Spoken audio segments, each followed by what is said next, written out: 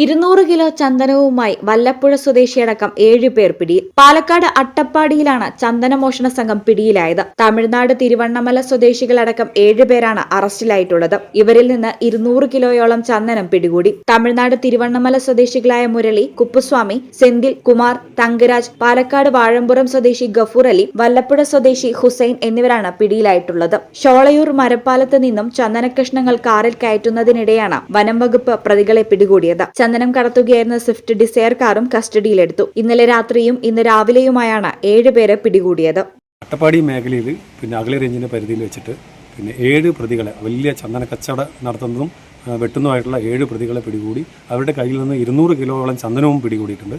പട്ടായതും അതേപോലെ ഒരു കാറും പിടിച്ചെടുത്തിട്ടുണ്ട്. എനിക്ക് തോന്നുന്നു ഏറെക്കുറെ ഈ കേരളത്തിൽ തന്നെ വലിയ ശൃംഖലയിൽപ്പെട്ട കണ്ണികളിൽപ്പെട്ട ആളുകളാണ് അതിൽ പിടിച്ച 2 ആൾ. ഒന്നാം പ്രതിയായിട്ടുള്ള ഹുസൈനും 2ആം പ്രതിയായിട്ടുള്ള ഗഫൂർ അലിയും. ഒരു സ്ഥിരം ചന്ദന കച്ചവടം നടത്തുന്ന ആളുകളാണ്. ഇത് തന്നെയാണ് അവർ ചന്ദന കച്ചവടം തന്നെയാണ് തൊഴിൽ. അതേപോലെ തന്നെ തിരുവണ്ണാമല സ്വദേശികളായിട്ടുള്ള 5 പേര് സ്ഥിരം കാട്ടിൽ നിന്നും ചന്ദനം ശേഖരിച്ച് ഈ മരം മുറിച്ച് കൊടുക്കുന്ന ആളുകളാണ്. ഈ കൊടുക്കുന്ന ആളുകളെയും അതേപോലെ തന്നെ വാങ്ങിയ ആളുകൾ നമുക്ക് പിടിക്കാൻ സാധിച്ചിട്ടുണ്ട്. അതിൻ്റെ ഒപ്പം തന്നെ കാറിനകത്ത് നിന്ന് 3 ചാക്കുകളിലായിട്ട് ഏകദേശം 100 കിലോ അടുത്തുള്ള ചന്ദന ചീളുകൾ നമ്മൾ ശേഖരിച്ചു. അവർ പിടികൂടി. കൂടാതെ ഇന്ന് രാവിലെ ഇവന്മാരുമായിട്ട് നമ്മൾ തെളിവെടുപ്പ് നടത്തുകയുണ്ടായി പ്രതികളായിട്ട്.